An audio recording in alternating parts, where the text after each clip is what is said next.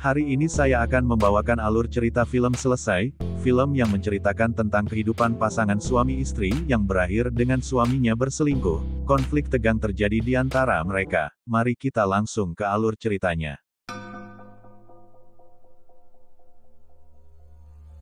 Diperlihatkan seorang wanita bernama Ayu, dia sedang menyiapkan sarapan dengan roti. Namun sayangnya menteganya habis. Ayu memberitahu pembantunya bernama Yani supaya membeli mentega nanti saat belanja. Tak lama kemudian suaminya bernama Broto datang, menanyakan di mana kunci mobilnya karena Broto harus segera berangkat kerja karena sudah telat. Namun karena lupa menaruh kunci mobilnya, Broto akhirnya meminjam mobil istrinya untuk berangkat kerja dan menyuruh Yani untuk mencari kunci mobilnya karena mau dipakai Ayu nanti sorenya. Thank you. Love you. Bye. Setelah Broto berangkat, Ayu duduk termenung sendirian. Yani datang setelah pulang belanja. Melihat majikannya murung, Yani akhirnya menghibur Ayu dengan membuat bumerang dengan HP-nya. Ayu bertanya pada Yani apakah sudah mempunyai pacar, dan Yani ternyata sudah punya pacar, padahal Yani baru saja bekerja 2 bulan di sana.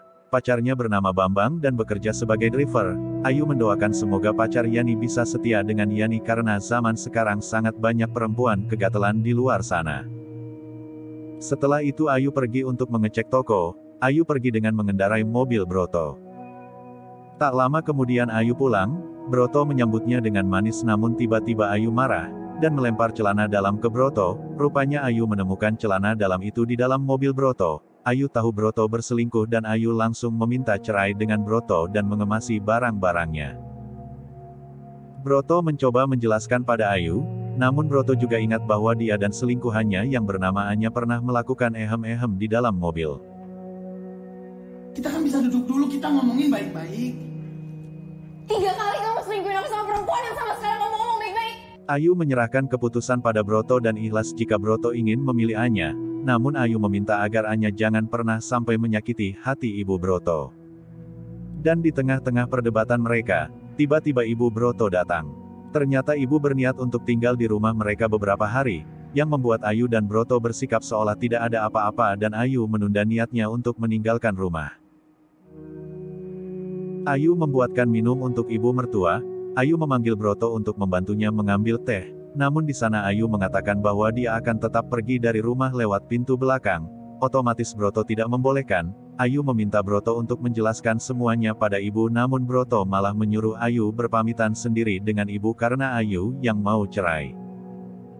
Akhirnya Ayu tidak jadi pergi dan mengantarkan teh ke ibu yang sedang nonton TV. Ayu mencoba memberanikan diri untuk bicara dengan ibu. Mendengar itu Broto mulai panik dan memberikan kode seolah-olah menyuruh Ayu untuk tidak memberitahu ibu. Akhirnya Ayu peka dan mengalihkan pembicaraan ke hal yang lain. Ayu pergi untuk menyiapkan kamar ibu. Ibu senang melihat Broto dan Ayu semakin mesra. Ibu meminta untuk Broto segera memberinya cucu karena teman-teman ibu semua sudah mempunyai cucu. Broto mengiyakan permintaan ibu dan langsung menyusul Ayu ke kamar. Broto terus merayu Ayu dan mengatakan bahwa kedatangan ibu ke rumah mereka mungkin adalah jalan Tuhan supaya mereka tidak berpisah.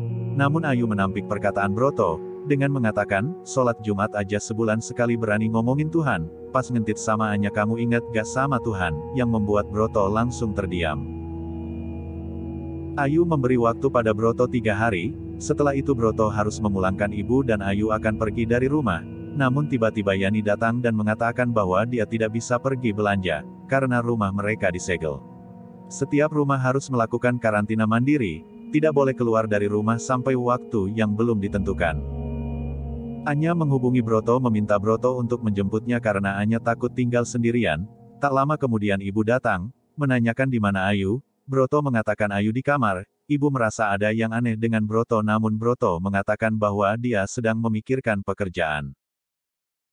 Di sisi lain Broto sibuk mengurus selingkuhannya, yang bawel meminta dijemput karena takut tinggal sendirian di apartemen. Namun Broto tidak mau menjemputnya dan meminta Anya untuk tetap tenang di apartemen. Broto menanyakan apa yang Anya mau supaya Anya bisa tetap tenang di apartemen, dan Anya meminta Broto untuk video call dan menari di depan kamera, dan Broto menari untuk Anya sambil membuka sedikit demi sedikit baju yang menempel di badannya.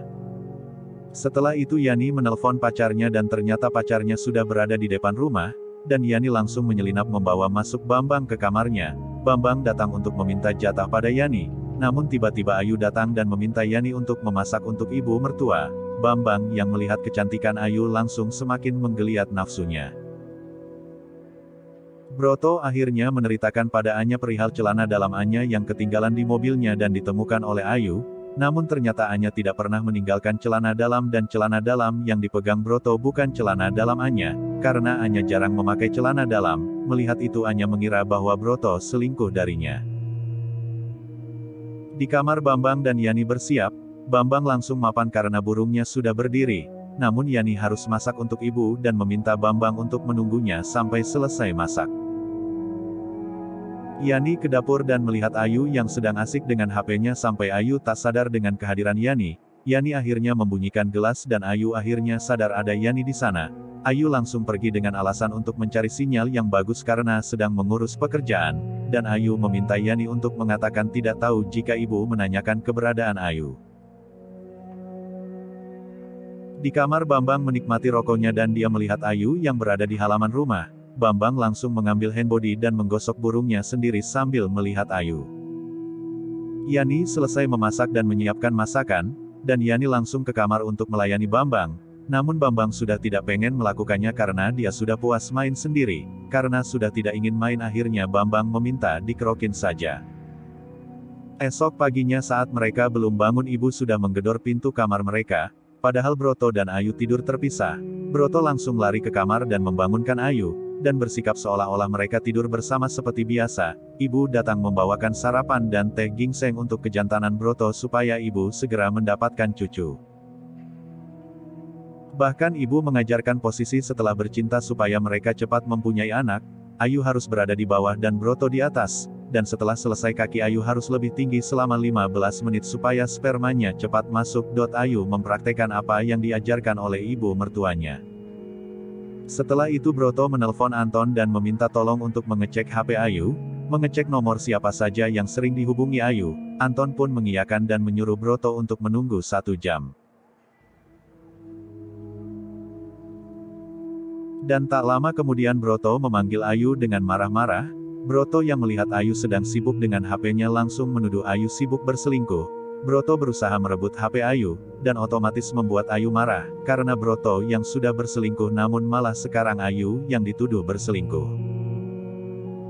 Broto langsung menghubungi Anton, dan menanyakan nomor yang sering dihubungi Ayu. Ayu marah karena Broto menyadap HP-nya, namun Broto balik marah ke Ayu. Broto menuduh Ayu yang membuat skenario sendiri dengan meletakkan celana dalam di mobilnya supaya Broto yang terlihat salah. Ayu akhirnya meminta bukti atas ucapan Broto, dan seketika Broto dibuat malu karena Anton mengatakan bahwa nomor yang sering dihubungi Ayu adalah nomor Broto. Hal itu semakin membuat Ayu membenci Broto. Broto semakin kebingungan karena sudah tidak ada senjata untuk menuduh istrinya. Namun tiba-tiba Anton menelpon dan mengatakan bahwa ada satu nomor lagi yang sering dihubungi oleh Ayu dan nomor itu adalah nomor Dimas, adik kandung dari Broto. Seketika Broto langsung mencari Ayu, dengan marah-marah sampai didengar oleh ibu. Broto mengatakan bahwa dia sudah mempunyai bukti. Ayu sudah malas meladeni Broto namun Broto langsung bersikap kasar pada Ayu. Untungnya, ibu datang dan melerai mereka. Tangis Ayu pecah di bahu ibu. Ayu semakin bingung dengan kelakuan Broto. Di depan ibu, Broto kembali menuduh Ayu selingkuh. Ibu tidak percaya dan Broto mengatakan bahwa Ayu berselingkuh dengan Dimas. Ayu tidak terima dituduh dan akhirnya mengungkit kelakuan Broto yang sudah 2 tahun berselingkuh. Namun, Ayu tetap diam dan berusaha menjaga nama baik Broto demi menjaga perasaan ibu. Namun sekarang Broto malah bersikap seolah-olah Broto adalah korban. Broto kembali menuduh Ayu tentang celana dalam. Ayu akhirnya meminta Broto menjelaskan tentang Anya, yang sudah menjadi selingkuhannya selama 2 tahun di depan ibu, dan Broto akhirnya hanya bisa diam.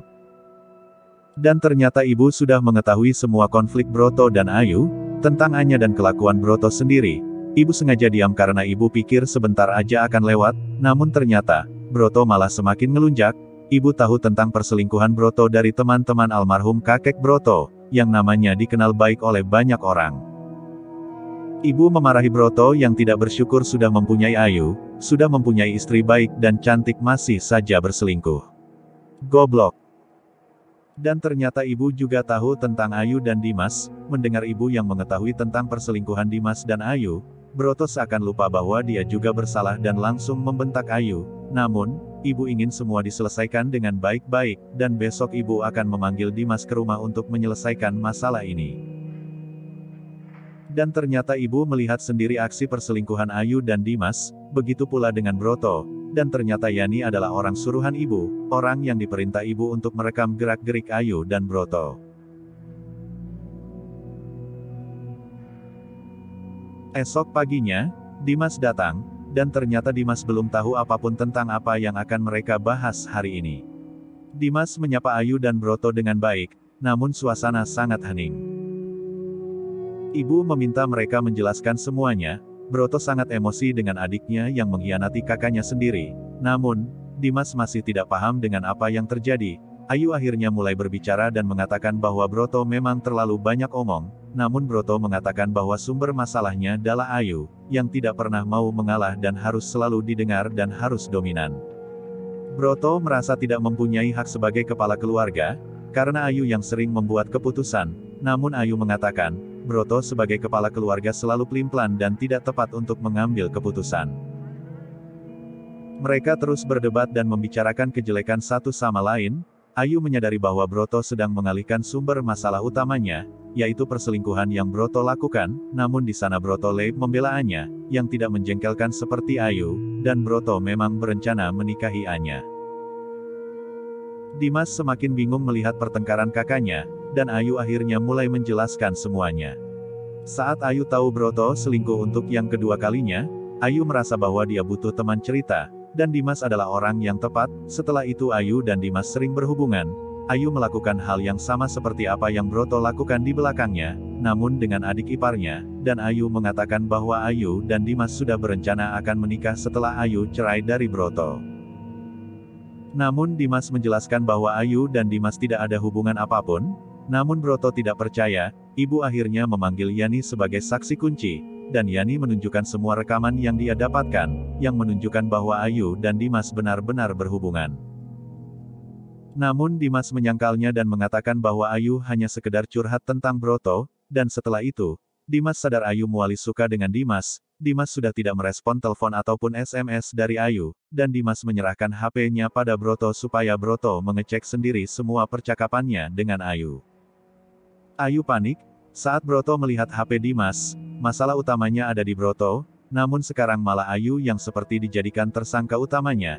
Ibu akhirnya meminta HP Ayu untuk memastikan semuanya, dan ternyata, di sana hanya ada tulisan Ayu, dan tidak ada respon sama sekali dari Dimas. Selama ini Ayu terus menghubungi Dimas dan bersikap seolah-olah Dimas merespon Ayu, padahal Dimas sama sekali tidak merespon SMS ataupun telepon dari Ayu. Selama ini Ayu SMS dan teleponan sendiri dan celana dalam yang ada di mobil Broto, memang Ayu yang sengaja menaruhnya.